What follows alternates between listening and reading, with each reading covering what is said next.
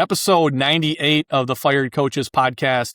Really excited to get this episode going. We have Ronnie McGill on. Ronnie spent a lot of time in the NFL on the scouting side, played running back at North Carolina. I've been following him on Twitter for a while, kind of peel back some of the layers to scouting the NFL, obviously being at New England with Coach Belichick, who's obviously now at North Carolina. So, Ronnie, appreciate you sitting down to chat on the podcast. I'm glad you have me. And for everybody that don't know, it is very late at night because it took some scheduling conflicts to finally get here. Yep. Things come up, right? Kids and family and all that kind of stuff. So I appreciate you honestly sitting down. As we were talking off air, just before we got going here, I was kind of talking about your college career and how you ended up at North Carolina. And I know just kind of reading some of the things and listening to some stuff, the process was, North Carolina kind of came in. South Carolina, I think Lou Holtz did an in-home visit with you. And I saw something somewhere, I don't know if that's true or not, about App State possibly being in there too. So can you just kind of talk about how you found your way to North Carolina after your high school career where you played basically every position but the offensive, defensive line? No, actually, I did play a little bit of defensive line at certain points. There we go. and then we had a I don't know if it's PC now, but it was called a fat man's backfield. Oh. So then I would play a little bit of guard in that time. So yeah, I actually did touch all the positions, but I'm from a really, really small town in South Carolina. Clover, South Carolina is about 2,000 people. So it was easy to get overlooked even though we played some bigger competition. We ran a very funky offense. It was a wing T type offense. So also wasn't playing a traditional position. I figured I was going to end up in college playing offense, but initially it looked like it was going to be defense because I started varsity as a ninth grader, free safety, cornerback, and I played defense all 4 years. But on offense, I played wing back and then I moved to quarterback, and I played quarterback freshman, sophomore, junior year, and then I moved to running back or fullback my senior year. So I was kind of late to the game of getting exposure. And App State was actually the first team that offered me a scholarship. They came in, it was snowing. I remember meeting at the high school. They came in, gave me the offer. UNC was the first Division I team to give me an offer. So they jumped everybody. South Carolina was recruiting Demetrius Summers, who was the number 1 or number 2 running back in my recruiting class in the country. So I knew if he committed, I probably wasn't getting a chance there. And then Clemson had a couple of guys that they were recruiting. So it really came down to North Carolina and waiting, or Vanderbilt, because they also offered me. Not that I was a genius or anything, but some of these some of the smart schools liked me for some reason or another. So did you ever end up taking a visit to App State or no? No, I went up there. You did? I did an unofficial there. And I think I did an official. I went to a game. I really liked it. I don't know how many people have been to Boone, but I was there last fall. I went to an Oregon State game, and I'm like, this is like heaven. This is a cool place. It is awesome. It is very cool. It's a great football environment. And then you get up there in the mountains, and the stadium overlooks everything. So it was really nice, and I really enjoyed it. Looking back on it, I would have won 4 national championships if I would have went there and played running back, but UNC came along and I wanted to play D1. More resources, nothing against App State, but it was just more resources outside of playing football. I talked to my head coach who played at the University of South Carolina, and he said networking was a big thing after your football career is over, which has helped me a lot. So I'm glad I made the decision that I made, but in another lifetime, I would have been a mountaineer. Yeah. So obviously going to North Carolina, being a running back, and like you talked about how you kind of finished a career as a running back. I mean, did they see you with playing all those positions? I mean, we talk about, right, like multi-sport athletes and how important that is and everything, but you were like a multi-position guy, right? So like, to me, it's like you probably had a huge upside at running back because you played all these different spots. You ran the offense at quarterback. I mean, is that kind of what coaches saw in you, where it's like, your ceiling and at running back could be so much higher? Yes and no. Part of the issue with being a running back was because of the system that I was in. So nobody ever really got a feel for what I could do if I was running from the eye. That was the hiccup there. It did help me get more exposures because North Carolina, I think initially they were talking about having me on defense. And then it got to the point where the head coach was like, just make the offer and then we'll figure out if it's offense or defense whenever he gets up here. But I had a really good playoff my senior year in high school, which ended up leading to me getting more attention at running back. Well, I had a really good playoff, and then I went to the South Carolina All-Star game, and I broke the rushing record, I think. Oh, really? Yeah. I went for close to 150 and 3 touchdowns, and that got a lot of the attention. Switched over from defense to offense. Right. Very cool.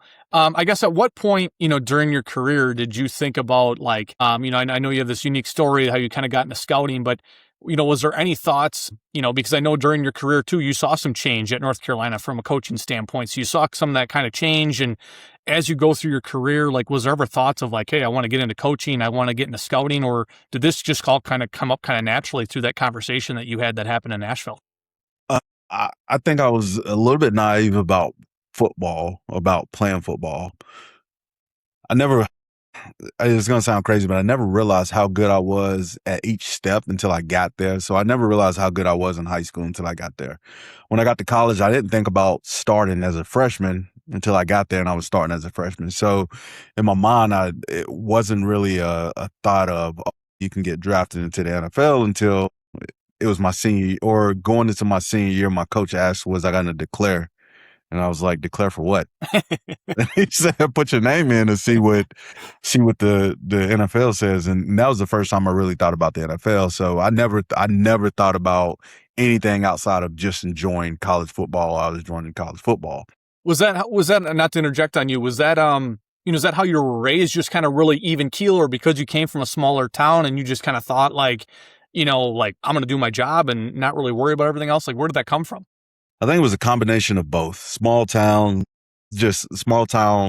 mentality, small town attitude. Not one of the people from a small town that says I'm from a small town, but I can get to the moon if I want to. Mm-hmm. Mine was just more, I just enjoy being in this small town, the small town feel, the small town mind. When I got to Chapel Hill, I got away from that a little bit. And then the second part is almost every man in my family played running back. And I wasn't the best one to play for my family. And he didn't make it to the best one was my uncle, is Christopher Polk Cobb. He went to Eastern Illinois. I think he had the record for consecutive 100-yard rushing games in a career. And I'm pretty sure he rushed for close to 6,000 yards. And Eastern always had a good program too at the FCS level. Yeah. So, I never thought I was the best in my family because I was like, my uncle's better than me.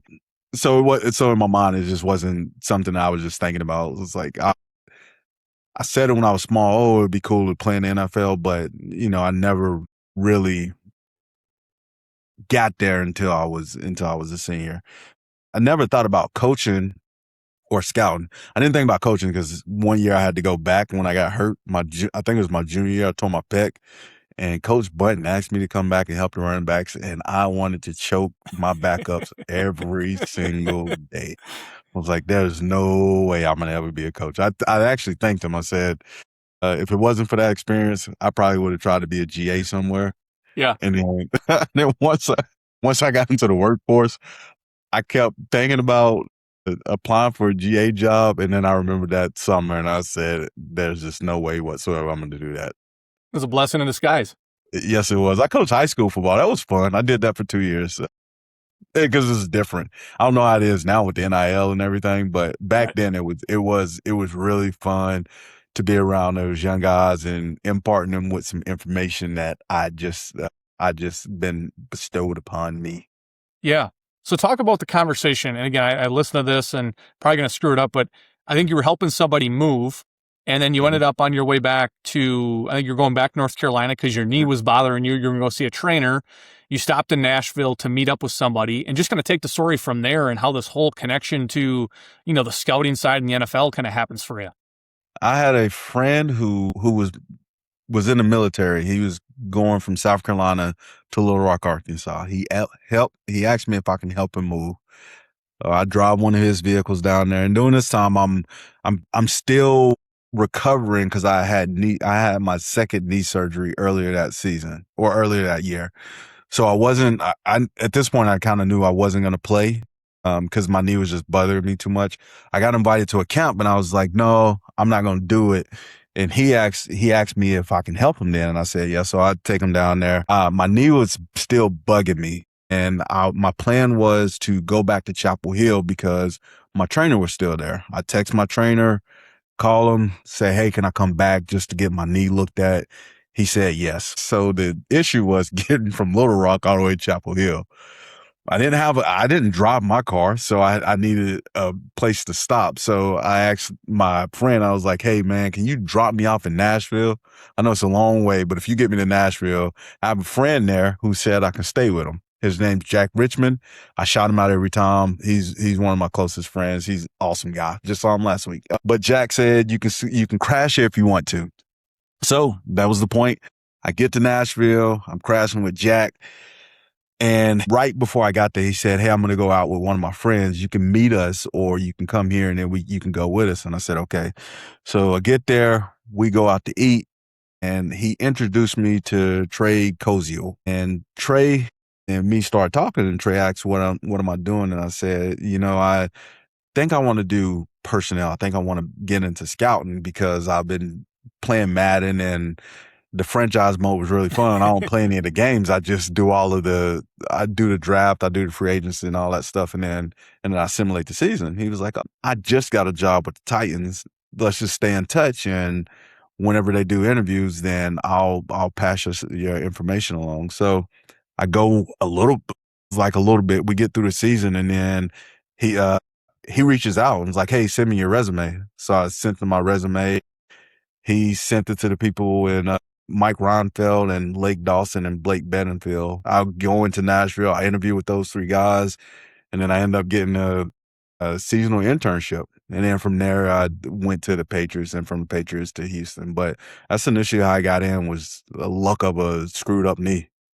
Yeah, no, and I love that story because again, that's how many times in life, right, where it's like, I think about, people who get married or different things. All these things happen where it's like, I got this detour. I had no plans of meeting this woman or meeting this guy who's going to get me a job or whatever. And it just happens. And it's like, well, if I wouldn't have did that, where would I be?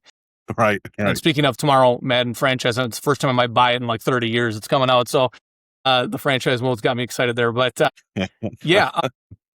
And I know you talked about Lake Dawson, who I think is at Oklahoma now, and Blake Bedingfield, who obviously was in scouting for a long time. I mean, what did you learn in that internship?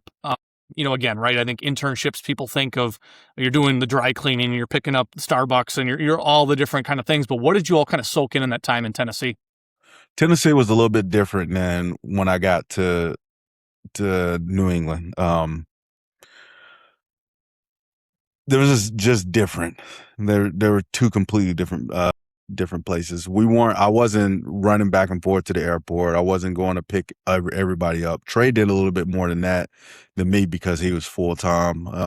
Mine was more just helping them get through the season. I did a lot of POAs, a ton of point of attack tapes, helped out a little bit with some workouts. It was really just getting my feet wet in the business. And the thing that I take most from there is that you can be like a really good person and survive in the NFL. I think Lake Dawson is probably one of the best examples of that. He's one of the classiest, nicest human beings that you ever find. And he survived in the NFL for a very long time. And, you've had people on here and you've talked to people and all the fans probably know it is a very cutthroat business. And there's people who do shady things behind other people's back. And I learned from Lake that you do not have to be like that to be able to succeed in football. That's interesting. So the genuine kind of, and I know I've heard you mention another one, Dave Ziegler, who I think you worked with in New England at one point. Just people that, you were like Lake Dawson, right? Just genuine people who said you could be. So, how important do you think that was to be around like good people in such a young age? Because, right, like you can easily be molded in different ways when you're young, right? And just experiences. And again, like you're talking about stepping on people's throats, climbing the ladder, trying to get jobs, whatever that is. How important was that at some of those foundational roots in those early years for you to work around people like that? pivotal. Now, if I was around other people, I probably would have scaled higher in the business. But you know, I think from being around him, being around Lake specifically, you learn not to lose yourself in the business. Your foundation and who you are carries farther than whatever your title might be with whatever team you might end up with. And I've always thought about that. He probably doesn't really realize that. I see him all the time, and I tell him how much I'd appreciated it, and I looked up to him. I still say the same thing right now. He would. I don't know if he would accept it, but you know, it's the truth. I think if I would have started somewhere else and it'd have been a little bit more of a grimy place to start, then I probably would have seen things differently and kind of navigated the waters a little bit differently. Actually, I might not even been in it because I might not have had an appreciation for it because I wasn't around the type of people that I probably should have been around. Yeah. Well, I know New England, right? I mean, we could sit in here for probably 4 hours. I can ask you questions till you're bored in the face, but going there, and obviously I've read a lot of books and things like that. You were obviously a scouting assistant before you became a pro scout. Is everything that's portrayed about what went on there in terms of the hours and the meticulous detail? And I mean, is that what it was? Is it just that there was such a fine regiment with detail and organization and operation, and we're going to work everybody and kind of find any type of angle we can to beat people, like in terms of scouting and turning over any rock? Is that really what it was in New England? Absolutely. And I told people when I got to Houston that there's not a lot of people in the NFL, especially now, who would have been able to survive the way that New England kind of groomed you. It was tough. 21-hour days, work days, especially when you're a scouting assistant. When I first got up there, I made 20,000, 24,000, something like that. And that's like 2010, 2011, around there, right? Yep. It was enough to pay my rent, but I had to split it up. I couldn't afford to pay it all at one time because my paychecks weren't big enough. And that's what you did to be able to survive up there, because you at that place, what you were doing today wasn't as important as seeing the light through the tunnel. And as long as you could see the light through the tunnel up there, then you would be able to survive whatever they threw at you. But it was some long, grinding days. What I got from there, and I don't think I really, really appreciated it until later on in my career, was Bill Belichick. Whether people like him or hate him, like whatever your feelings for, when you're working with him, his expectation for you is really high. His expectations for his players are really high. His expectations for his coaching staff are really high. His expectations for the trainers are really high. And Dave Ziegler once said it to me about that, because it's like, man, it's really tough. Everything you do, it's never good enough. It's always like, you could have did this better. You could have done this better. You put an E instead of putting an A here. And Dave said, Bill's expectations are really high for you. My expectations are really high for you. Nobody in this building should have higher expectations of you than yourself. And it took me a long time to really, really, really grasp what that meant. So try to take that and run with it and say, like, these people come in here every single day and they expect the most of you. So you have to take it up one notch higher than that and go over and beyond what they're trying to preach to you or what they're asking for you. And if they're asking it from you, then they're going to be asking it from themselves. So you just kind of you take that and then you try to run with it a little bit farther than what you were running with it when you initially got there. Some people it takes 10 years to figure it out. Some people it takes 5 years to figure it out. But once you figured it out there, then it made it a little bit easier to understand why things are going the way they were, and also understand why people always get hired from that place. Yeah, and speaking of, I was actually just going to ask you that. So obviously from the coaching standpoint, whether it's Josh McDaniels, Matt Patricia, Romeo Crennel, Charlie Weiss, right? The people that were there, left, came back. I'm assuming from a scouting standpoint, like yourself, like you were young when you first got there.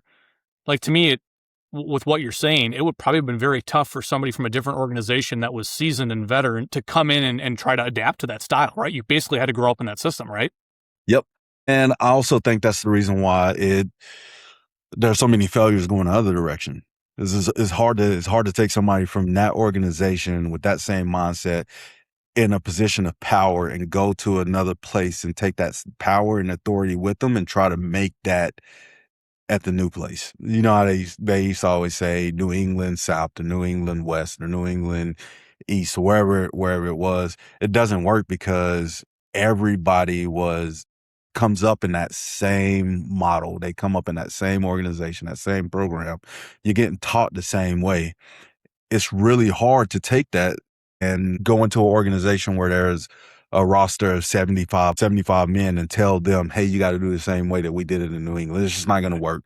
And then you add on the entire staff, and I think that's why it fails so often, because it's hard to replicate how that building was. It's hard to replicate how that locker room was. It's hard to replicate just how everything went on and evolved in New England.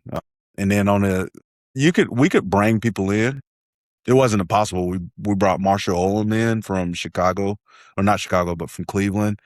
He fit in well. It's not a lot of people who are able to do it, but it's possible. I think it's easier that way to get one person to buy into what you're preaching than to get an entire organization to buy in from what one person is trying to tell them. Well, and to me, it's, again, obviously, right, complete outsider, but just seeing the things of when those people, like you mentioned, went other places to try to install that same Patriot Way. And it's like just the grind that it seemed like went on there. It's like, well, if you're going to induce that grind, but there's no results of winning, where in New England, to me, it was like, well, hell, we're working 21-hour days, but if we're winning Super Bowls, like, obviously it's working, but to me, it's like, if you don't see that fruit right away, it's kind of hard to be like, well, why are we doing this? Right. Yeah. It's hard to tell. Let's imagine if those crash dummies were real people. It's hard to tell that crash dummy, hey, keep driving into that wall, and eventually we'll figure out how to make a better car. Yeah. It works in those atmospheres and those environments. But if you take that crash dummy somewhere else and you say, crash dummy, go drive into that water and get everybody else to drive into the water with you, and the first person drowns, you're not getting anybody else driving into the water. Right. It's going to be a one and done. And I think that's how it is. You go to, like, Josh went to the Raiders. Josh and Dave went to the Raiders, and they went from going to the playoffs until the next year they tried to change everything, and they didn't make it to the playoffs. And now everybody's mad. And it's like, oh, that's the old Patriots way.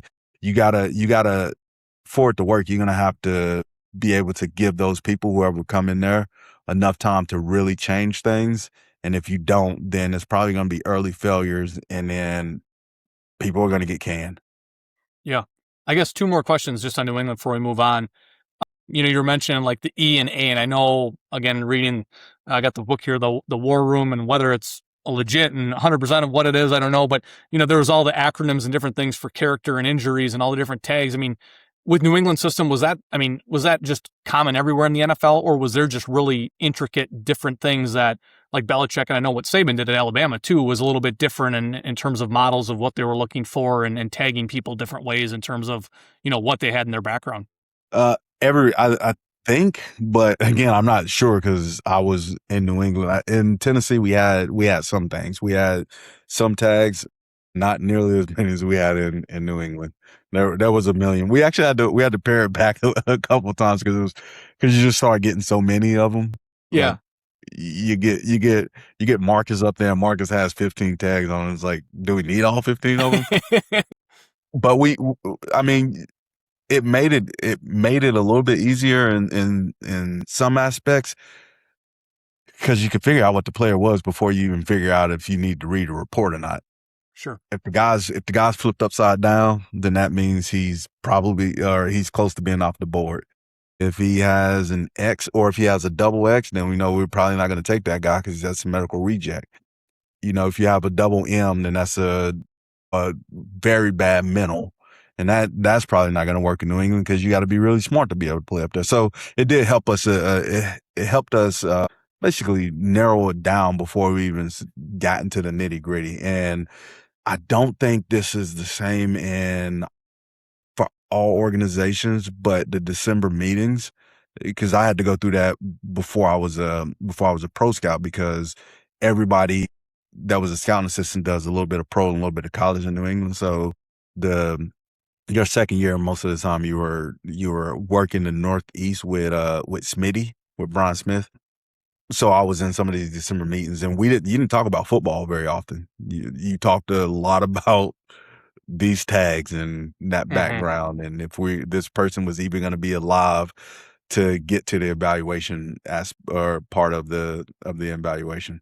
Which to me is, I mean, honestly, I look at it from a college recruiting lens and even Division III, because we recruited so many kids, right? Because there's so many kids that can play Division III. And to me, it's like, if you really grind and put in the work ahead of time, it actually makes the process easier, because again, you're like, well, that kid's way out of our league. That kid's got character issues, medical, whatever.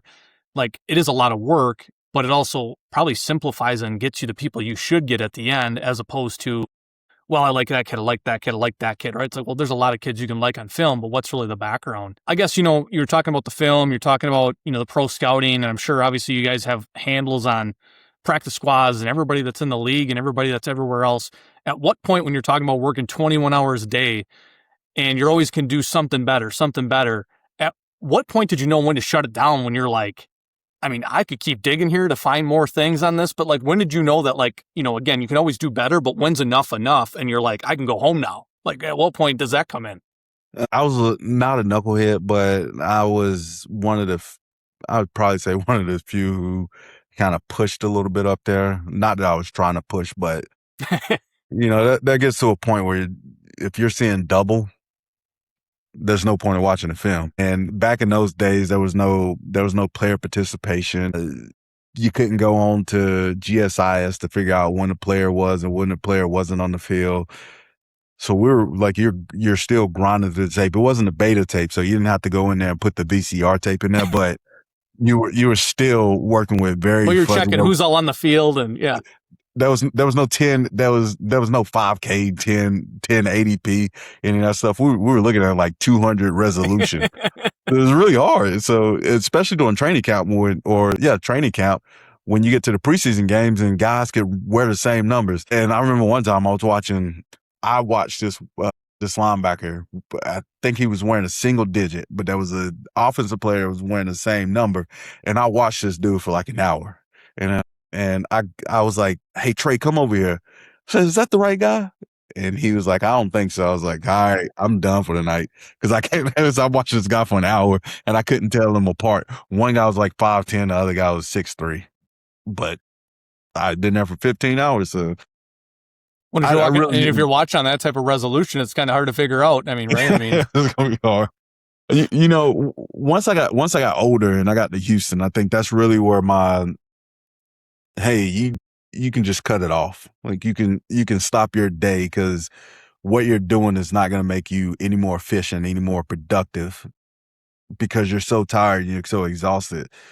I think when you're in New England, when you were young and that staff that we had up there was up there, I think you just grinded to the end of the time. But once I got older and I got away from it, I realized that you don't have to be at your desk for 16, 17, 18 hours a day to be able to get everything done that you need to get done. Now it's a little bit different because, and I'll tell everybody who is starting right now, all you scouting assistants, all you scouting interns, y'all got it very easy. You might do 1,000 POAs, but you are not doing them in the way in which we had to do them. But you still, I mean, you still know when your limits are. You still know when you need rest. You still know when it is time to shut it down, because you're going to be more effective with a good night's sleep and being able to get up and come into the office in the morning and your eyes not glassy from being asleep for 3 hours a night. Right.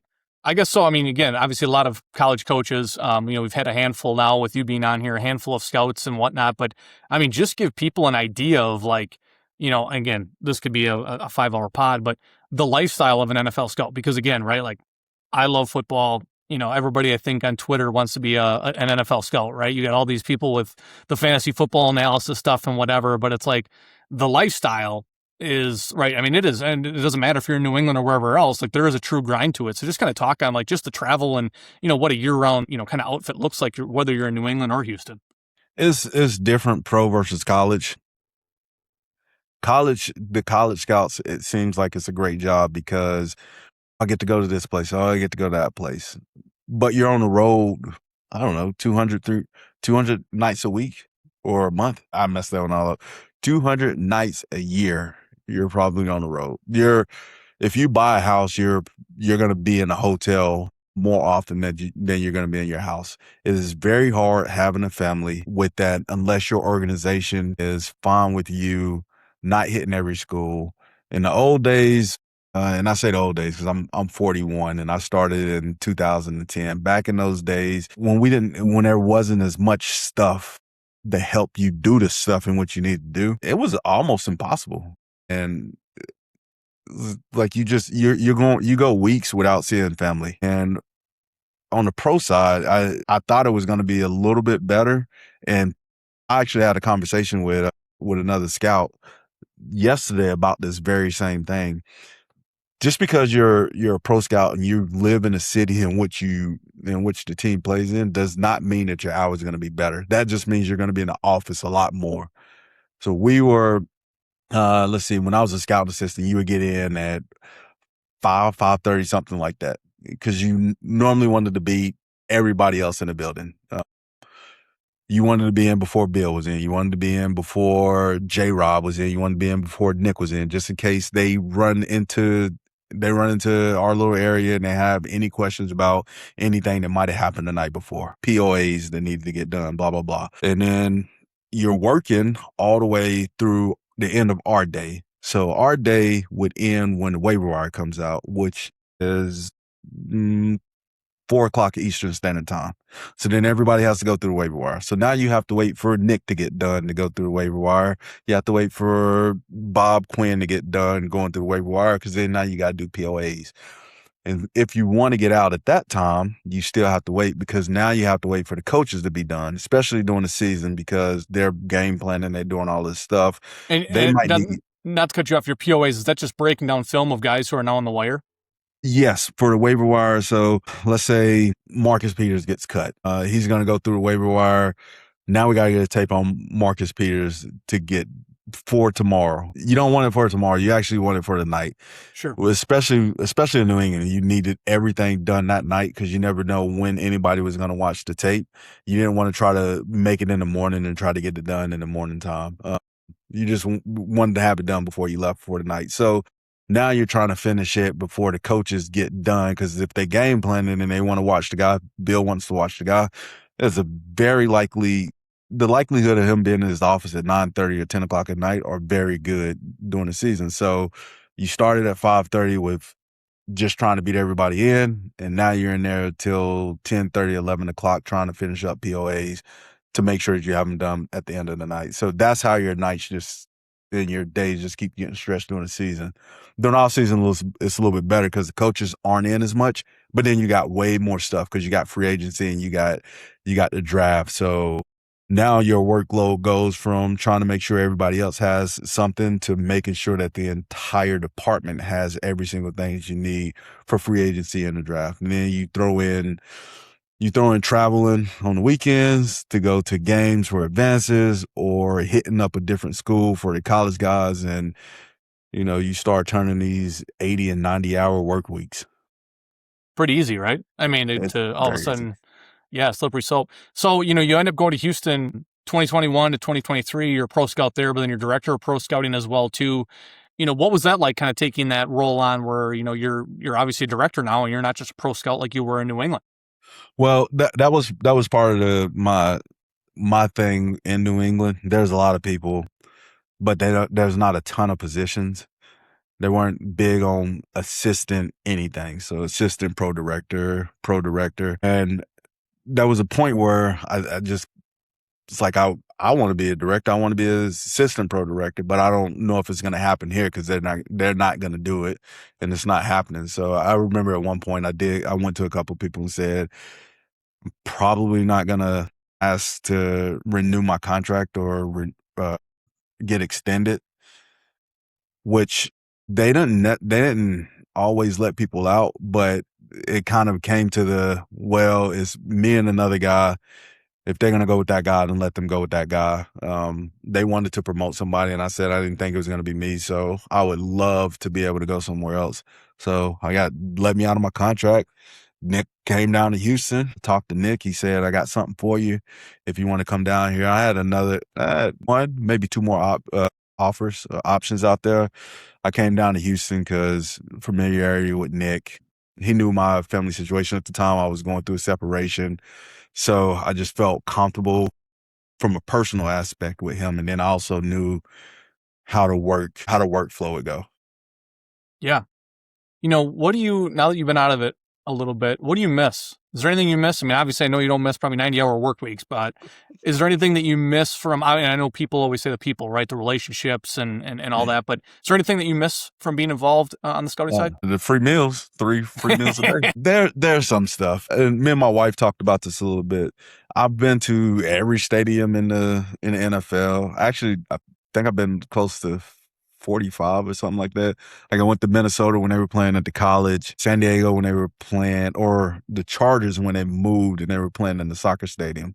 Sure. So going to the games on Sundays, I miss that. I don't miss doing the advances really, because you don't get to watch the game. You don't get to enjoy the game. You're taking notes. It's the closest. And how many people, and not to keep asking you questions on things, but how many people were doing advances on like upcoming opponents? Was it multiple people, or was it like you're just owning this team? You're the only one. And what I really enjoyed about New England, it was a little different when I got to Houston. But in New England, if I had Jacksonville, I was the Jacksonville expert.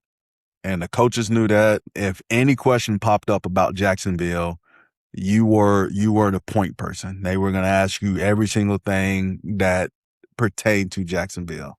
If a linebacker got hurt, Bill could ask you who's the next guy to going in. Now, I always joke when Bill was in that defensive room, when you walked in for your advance, it was the scariest thing in the world. You had no idea what he was going to ask, and he knows everything. So you have to be ready for any question. I remember one time we were playing the Chiefs, and Blake Bell was the third tight end at this point, and Bill was like, "Oh, isn't this the guy that went to Oklahoma to be a quarterback and then he got hurt, so he transitioned to a tight end?" So I don't know. How many times would he ask questions where he knew the answer, was just seeing if people did the work? Not a lot. He got to the point when he asked a question, I don't think he 100% knew the answer, and he was trying to make sure that we can figure it out. For instance, before PFF came out, before telemetry and all that other stuff, when you had to track your own self, we couldn't figure out what Pittsburgh's rotation was at receiver, and I figured out that when Darius Haywood-Bay was in 11 personnel, they were 80% run. When somebody else was in, they were 80% pass. And I brought that up. So then he was like, "Can you figure out anything else?" And I was like, "No." I just cracked the code. So most of the times his questions came up off of something you've said. So if I come in and I say their starting center is banged up, what's banged up on him? Oh, it's something on his left side of his body. What is it? Is his ankle? Is it his knee? What did he look like when he got hurt during the game? Is there any way that you can figure out like his availability? Not questionable, not whatever. Did he practice? What did he look like at practice? So it's everything. You just kind of got to be ready for it. If the long snapper gets hurt, who's their next long snapper? Is the backup person protector right-handed, or is he left-handed?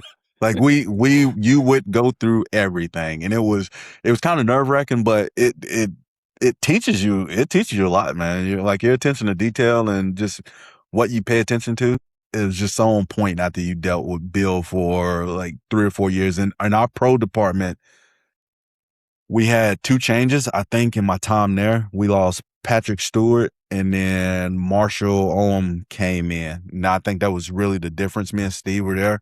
So he got really comfortable with our group of people, and you throw Dave in. So what we initially started with basically became fluff compared to what we ended up with. Like we were very detailed about just everything. You'd been through the ringer. You knew everything, right? I mean, like what Yeah. was going to be So asked, and you kind of knew the questions that he was going to ask.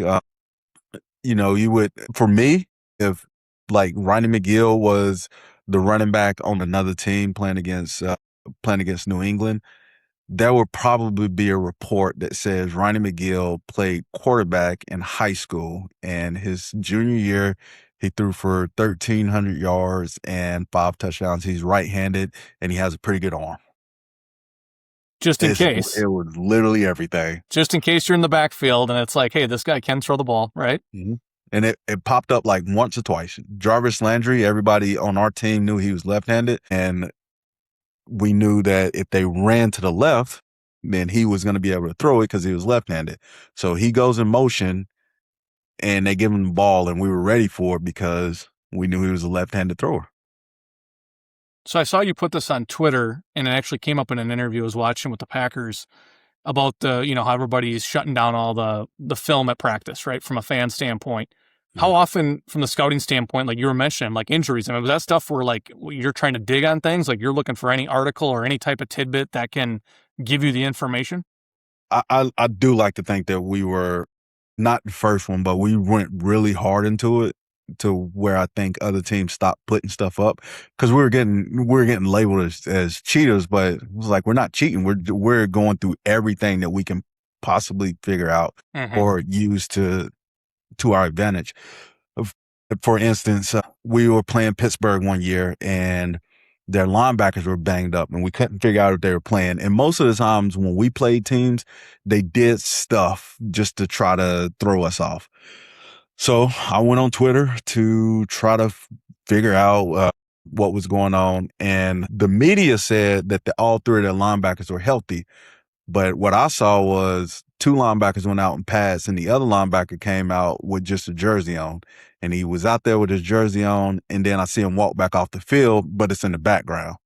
And I tell that to Bill, and we just assume that the other 2 guys are going to be the starting linebackers, and the guy who they're saying is questionable was really not going to play in the game. Interesting. So you use it.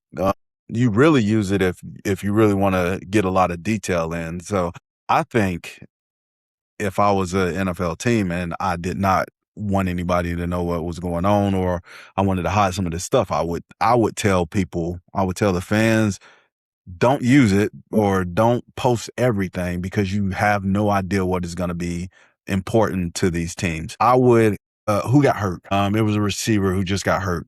For me, if we're playing in week 1 and I'm questioning what's going on with this guy, I'm going to go back into the Twitter and I'm going to find out that August 11th, this guy limped off the field and into the locker room, and it was his right ankle, and it didn't look great, but I'm not 100% sure what it is. I just know that he has a right ankle injury.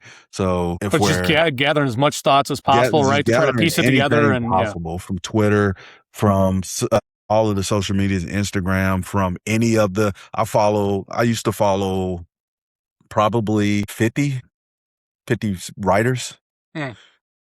Like a couple from the teams that I was watching or the teams I was advancing, because you'll have those teams from the beginning of the summer all the way through the draft, and then you'll switch them up.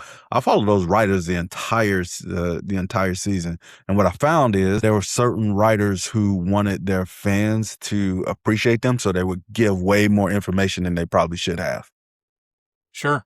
Like you want to get your subscription paid for, right? Like I'm going to give you as much as possible, and yep. And I appreciate it.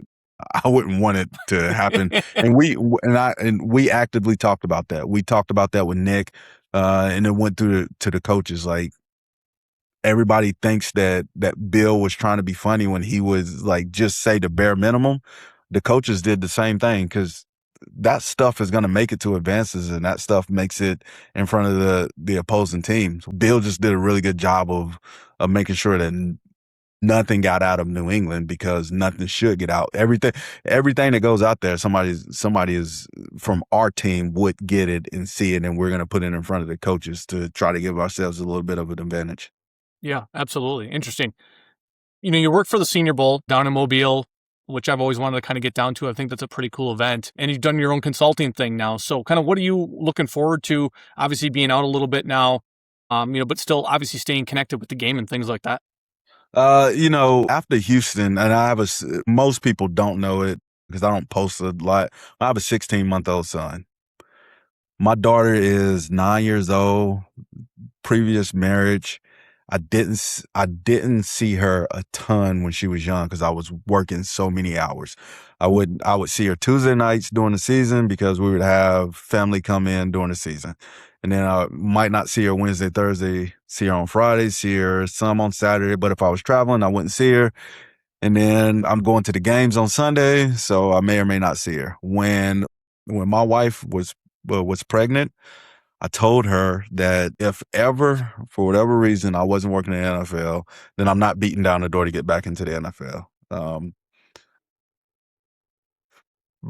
My family life is extremely important to me. So I told her what I want is to be in a position that I have something that I can choose when I want to go back into an office. If I don't want to go into a stadium, then I don't have to go into the stadium. So that's why the Senior Bowl was good because that gave me an outlet to watch film. And I started to consulting because as I said, I was talking to her and I said, I want to create my own hours. I want to create my own workflow.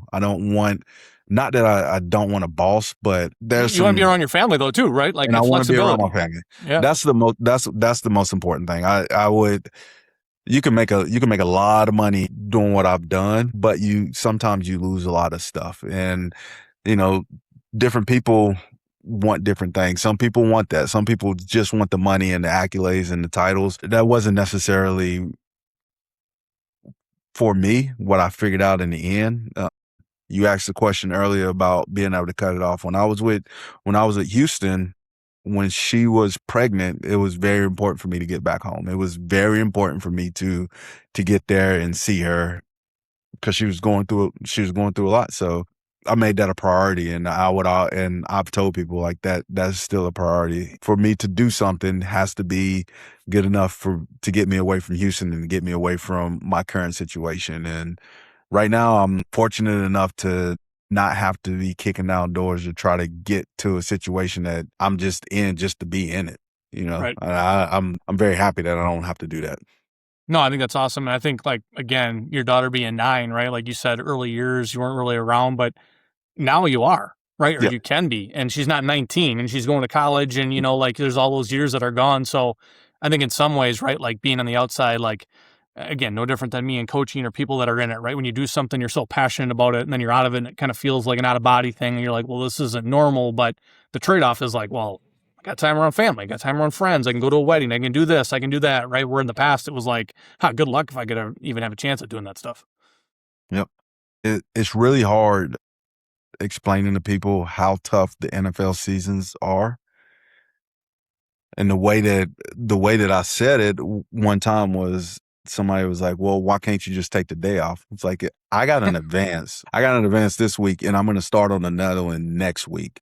If I'm not there, then there's literally nobody else in this building who is going to do my work for me, who can do my work for me, who will be able to do my work plus their work. And if nobody's able to do it, then I have to be there. So in the season, like you're locked into that office, into that stadium for 7.5 months. There's no way around it. The off season a little bit easier, but there's so much stuff that goes on in the fall. People get married in the fall a lot. I didn't go to a wedding for that's actually a good question. Yeah, really? That long, huh? Yeah. People make jokes about that stuff. Like, oh, it's fine. But when every one of your friends get married and you didn't go to any of them and all of them think you hate them because you never went to them, it does make it tough. It's like births of the kids. I see it all the time. Players get ridiculed for wanting to miss something, to be at the birth of a child. Which is crazy. Absolutely crazy. I've been at the birth of both of my kids. If I have a third one, I would be at that one too. That's the stuff that you're able to do when you're away from the sports industry. And I know corporate world can be hard, but there's nothing like working in the sports. It Right. is a grind, and you are tied to it. Yeah, no, it's again, like you mentioned, right? Whether it's coaching or scouting, and obviously you've seen it at a completely different level, but there's just nothing like you said being involved. And like you said, you're in New England, and it's $20,000, and you're breaking up your payments for where you're living. But it's like, hey, you're in it, and you're working for the Patriots. Like, Yep. you're at the Mount Rushmore at that point. Well, Ronnie, I can't appreciate you enough. Obviously, jumping on the podcast again. Obviously, you got some family stuff and things, so I appreciate you jumping on and just sharing your story and expertise in the game. Thank you. I appreciate it.